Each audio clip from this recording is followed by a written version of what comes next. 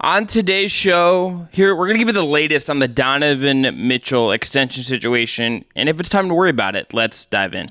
You are Locked On Cavs, your daily Cleveland Cavaliers podcast.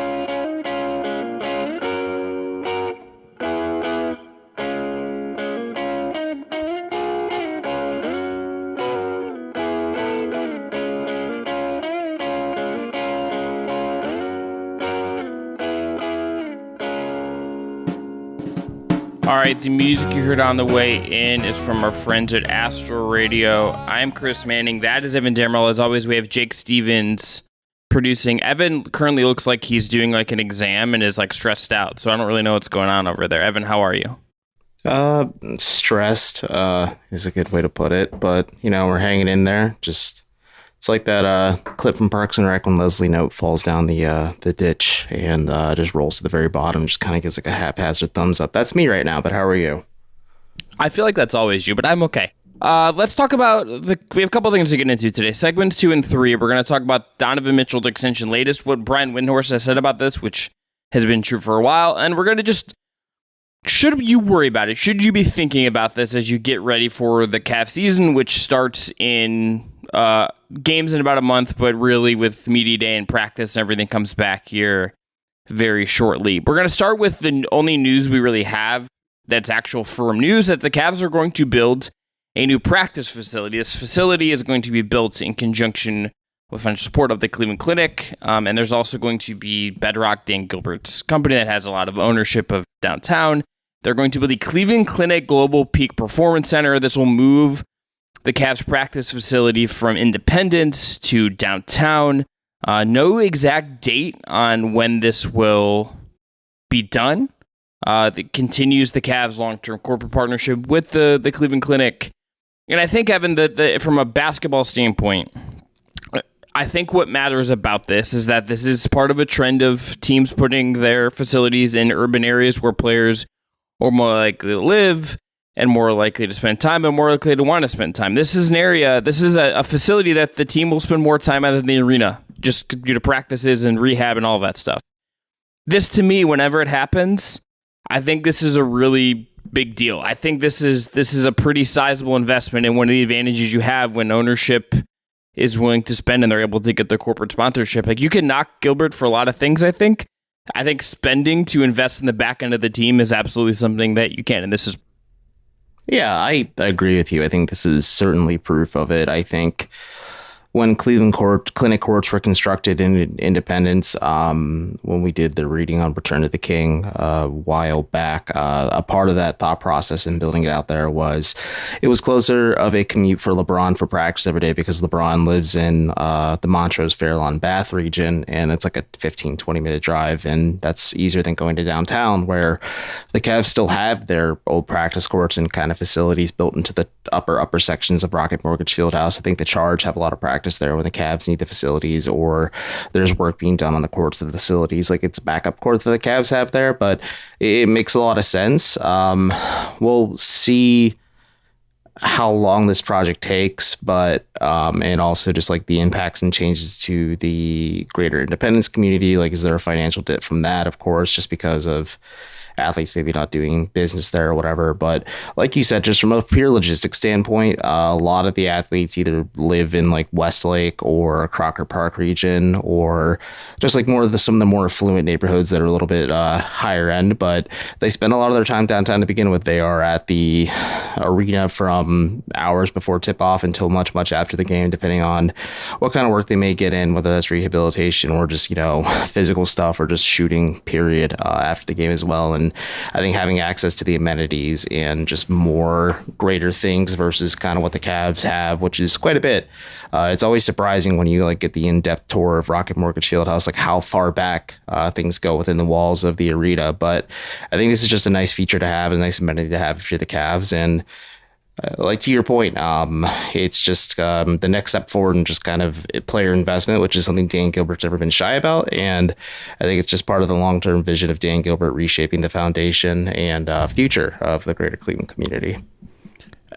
I think there's probably a dialogue to be had about how much, you know, Bedrock owns in downtown and their investment in it. That's not the discussion I think you want to have here. I think with this in particular, what That wasn't the one I was trying to have either. I know. I'm just saying in general. That's not. I think that there's a whole other discussion you could have. They obviously are investing in something else, and Bedrock's very involved in it.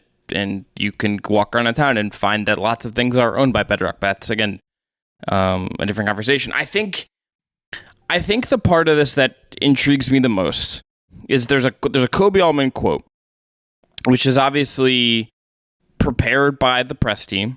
You know, I'm sure he had some say, but this is a very calculated statement by a very calculated person. Here's just a quick line from it. Quote, by creating a sustainable hub of resources to serve our players, we have an opportunity to retain and attract the league's top talent, strengthen the lifespan of their careers, and help them reach their highest potential. I think what that is kind of admitting without having to say it out loud that this is not a place that players necessarily want to be, that this isn't like the first market players are wanting to go to, but something like this, if that gives you something of an edge and maybe helps you keep someone or bring someone in that can help you contend in the way you want to or whatever it is, and you get a reputation for that boons your franchise. I think that if that being part of this, even if you can never going to be able to calculate that and the money you get back on that, to me, if you're talking about a pure basketball sense, that is the quote, that is the line coming out of this that is the most important thing to consider. If this is a way to better your recruitment, if this is a way to better retain your best players and make them happy here in a city that might not be their first choice, I think that is clearly the aim here. Yeah, I think you're 100% spot on and just making players happy and maybe investing in what they want and what they want to do. Just from like, I guess a logistics standpoint, from where I live on the west side, you are downtown adjacent. Chris won't tell everyone where you exactly live, but I'm not going to say where I live, but I literally live downtown, and I based on this and some of the other Bedrock plans that have been announced in the past couple of years, like the area, this is gonna change like a vast swath of the area that more or less the entire river shoreway is part of the vision, and like Terminal Tower will change quite a bit too, and there'll be a lot of changes and features the Cavs have planned out that we'll see if everything hits their execution and the goals, because again, like we're talking about this in 2023, a lot of things can change just either publicly, privately, within the government as well, just between now and then too. But having the Cleveland Clinic backing the funding of this, and I think the Cavs willing to shell out the cash to do it, certainly makes this a little bit of an easier build and transition, just because Cleveland is a city with very limited space, because you are a city that is built along a lake. It's not like you have land that you can just kind of reach out of and grab. So either you're looking west or east, and sometimes that isn't attainable. But for myself or for Chris, like the idea of only having to drive downtown to cover Cavs practice, or doing that and then having to cover a game after that, like that sounds so much more simplistic and ideal versus driving out to Independence, this is such a first world problem for me to complain about, but like it's a 25-30 minute commute. You're the subject of highway traffic and things that are completely out of your control versus things being a little bit more contained and a little bit centralized and compartmentalized. And that's just for us as media members. But for the players, like, yeah, makes a lot of sense. Be like, I know of players who live downtown. I know of players who live very close to downtown. I would imagine most players don't worry about driving the logistics. The Cavs will take care of them if they have to, and in order to make sure they get to places on time if they need to. But like you said, investing in player health and improvement, and the fact that this is a non-glamour market team, like you don't have the amenities off the court of like a Miami or a New York or a Los Angeles does. You have to invest in other ways. And it's kind of funny. You think about the NFLPA report cards about certain teams and their facilities and what teams offer. A lot of players give high marks to organizations that are clearly invested in like health, fitness, and safety of the players, whether that's through training equipment available, or the newness or like just uniqueness of what they offer in terms of training equipment or training staff and personnel. And like, I think the Cavs are a very analytically focused and I think feedback response based on just like player happiness focused as well, to kind of find a beautiful union between those two and maximize the potential going forward of it. Do you think we should get an NBA report card from the union on these facilities? I would be fascinated to read all of that. All right, coming up next, Donovan Mitchell. I agree. Like, I would be so curious to see like 1 through 30, which players like which, and then they rank it out. Like, I want to know if there is an organization that makes their team pay for any of the food that is provided by the facilities, like the Arizona Cardinals do. Coming up next, after this break, we're going to touch on Donovan Mitchell, latest on his extension, as part of, I think, one of the biggest Cavs future considerations we're going to have here. So we'll talk about that coming up next. Today's episode is brought to you by DoorDash. If you love the convenience of getting what you want right to your door, then try DoorDash. With DoorDash grocery delivery, you can stock up for the week or order last-minute cravings conveniently. You've trusted DoorDash to visit your restaurant favorites, and now you can get grocery delivery that actually delivers too. With thousands of grocery stores to choose from, you'll find the best in your neighborhood and boost your local economy with each and every order. You'll get exactly what you ordered, or they'll make it right, so sit back and enjoy quality groceries just like you picked them yourself. And if you want even more value, you can save on all of your grocery and restaurant favorites with a $0 delivery fee on all eligible orders with a DashPass membership. So, get 50% off your first DoorDash order up to a $20 value when you use the code LOCKEDONNBA at checkout. That is a limited time offer and terms apply. That is 50% off up to $20, no min subtotal, and $0 delivery fees on your first order when you download the DoorDash app in the App Store and enter the code LOCKEDONNBA. Don't forget it. That's code LOCKEDONNBA for 50% off your first order with DoorDash. All right, coming back in, Donovan Mitchell and his extension, something that we'll be talking about. But here's where I want to frame this, Evan.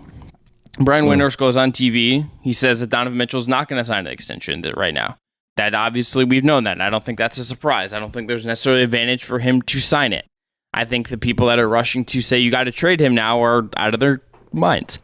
What I do think is the most interesting part of what Windy had said, and I think what I am fascinated to hear from in a week, is how Donovan talks about it. And I think that is going to shape all of this. The latest, I think, is just, it's going to be dictated by Mitchell. The latest that we've heard from Newswise is he's not going to sign one. Well, we've known that. I think everyone has kind of assumed that.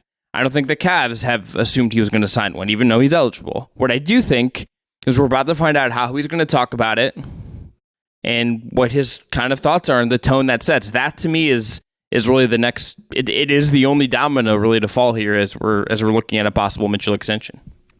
Yeah, I think he did do a good job in quieting some of the outside noise surrounding what's coming with a possible extension, or at least his long-term future with Cleveland, and the fact that he did just make that Instagram post about him in a Cavs jersey and just thinking about things, and use the shh emoji just to kind of shush. Maybe he's implying he's shushing the outside noise, but at least from like a fan base perspective, it does quell a lot of that outside noise. I don't know what it's going to do from a media perspective, especially just how this entire season goes, the upcoming season goes for the Cavs and Mitchell as well. And like, how does this partnership and marriage between the two work? But you look at that, and yeah, I think it's a question that is certainly going to be asked a lot of media day. I do wonder if maybe he puts out like a blanket statement to lead the press conference, just to say like, hey, I'm not really here to talk about my future with the team. I'd rather focus on what the season is ahead of us. And it's probably going to be the same answer he gives now and again and time again until we get to the point where he is extension eligible. And then, like you said, I wouldn't be surprised if he doesn't agree to an extension right away, because financially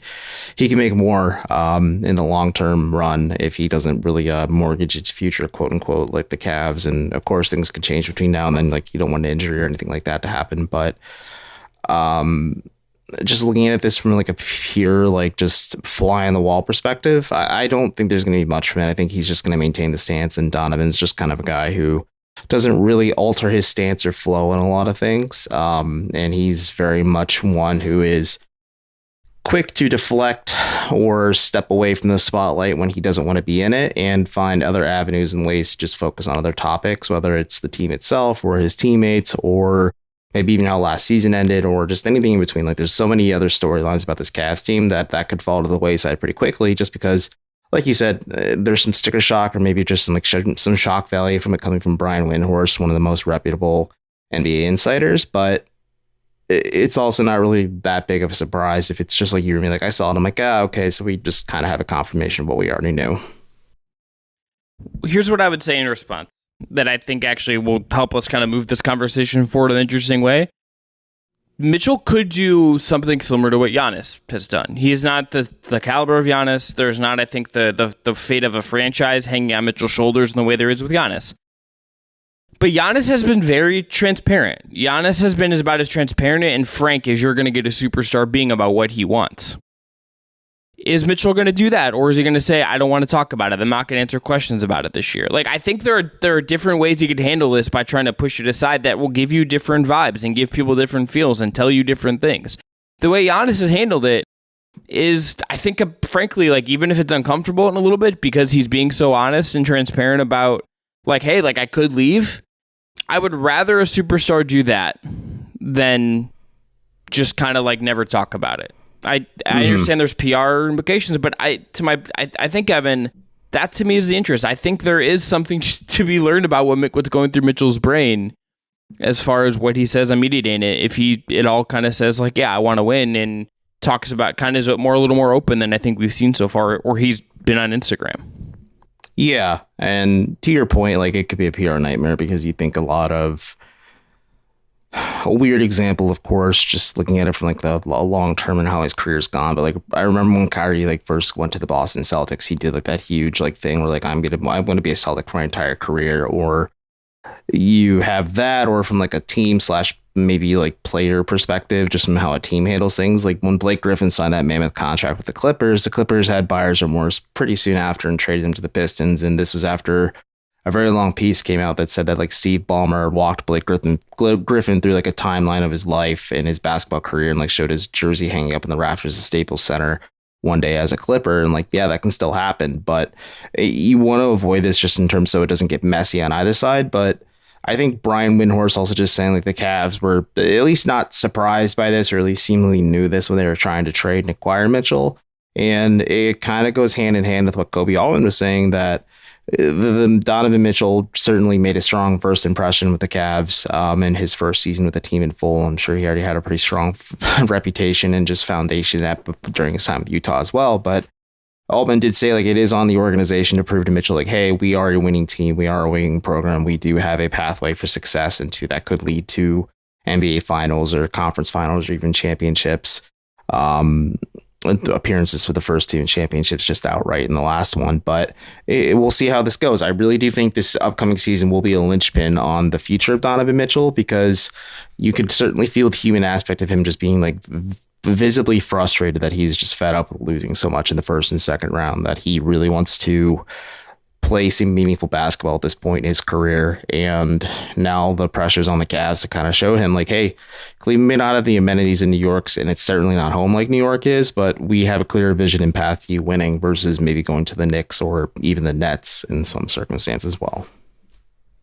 I think there's also a world where this year kind of reveals certain things about who or who does not want Donovan Mitchell, and that maybe pushes his hand in a certain way, at least in the short term. I don't think we can rule that out either. All right, one more break. We're going to come back and talk about if it's worth worrying about if you're a fan. Let's dive in.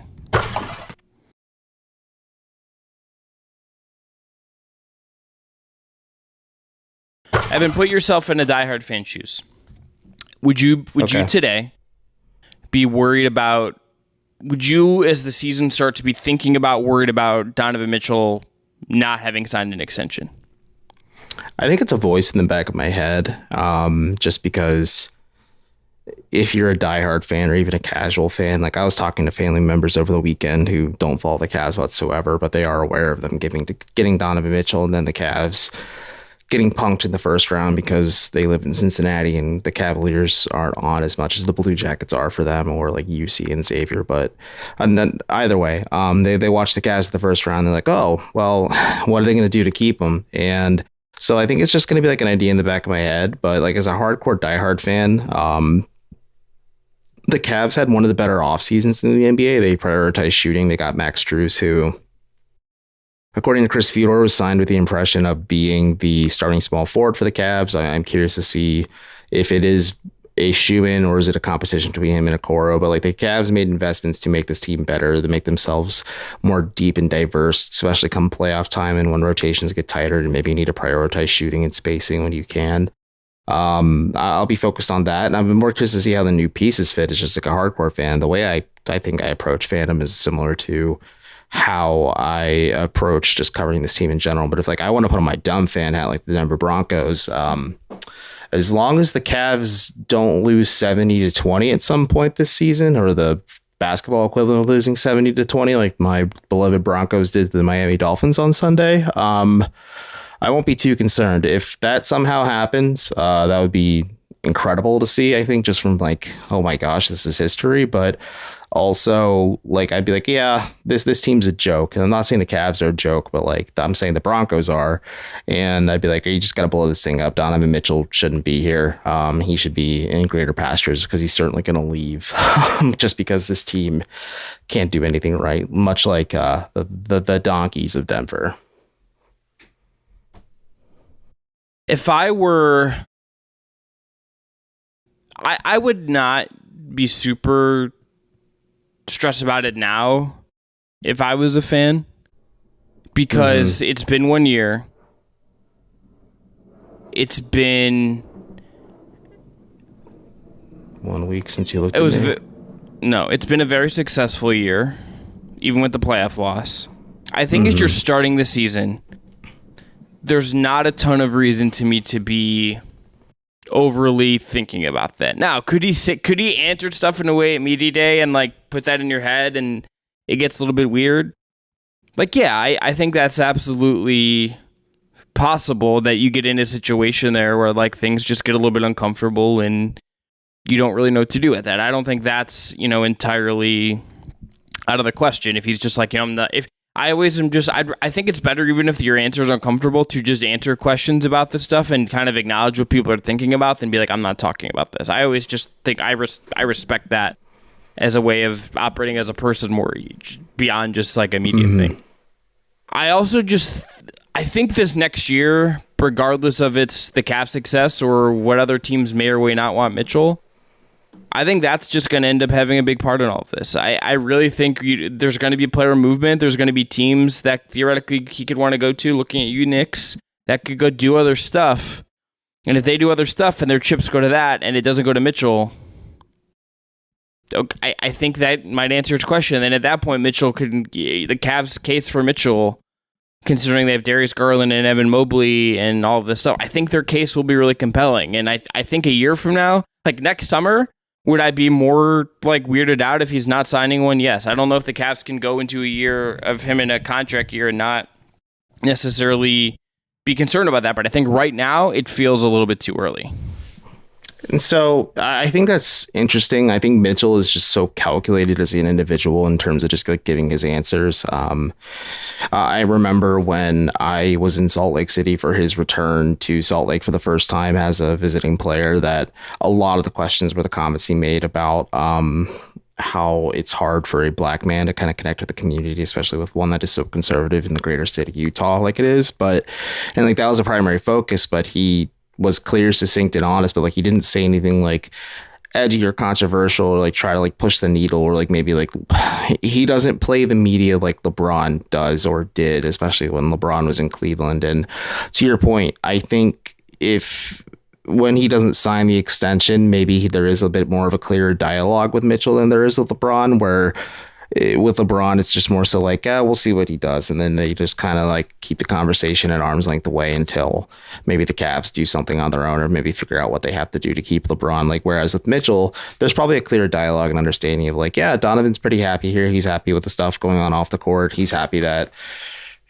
there's X, Y, and Z available. He's excited about the future of the team, whether it's the new practice facility or just the growth that the team has shown with its young stars, or just their upcoming moves in the offseason. But maybe there's ways to make concessions, because you do think of like Giannis, who is being pretty clear and transparent. Maybe we do get a little bit of that from Mitchell next summer, like because that's going to be a topic of discussion on like bigger basketball podcasts that have Donovan Mitchell stop by as like a guest or something like that, whether it's just on his own volition or like his agency or the team or something. And like, if he's asked about it, Mitchell's also not a guy who really lies, and he's pretty transparent when he wants to be. He can be a little bit more open and like kind of tell the Cavs without telling the Cavs, like, yeah, if you build more of a winner around me, I'd be more inclined to stay. But like, he could also say like, I'm going to weigh my options too.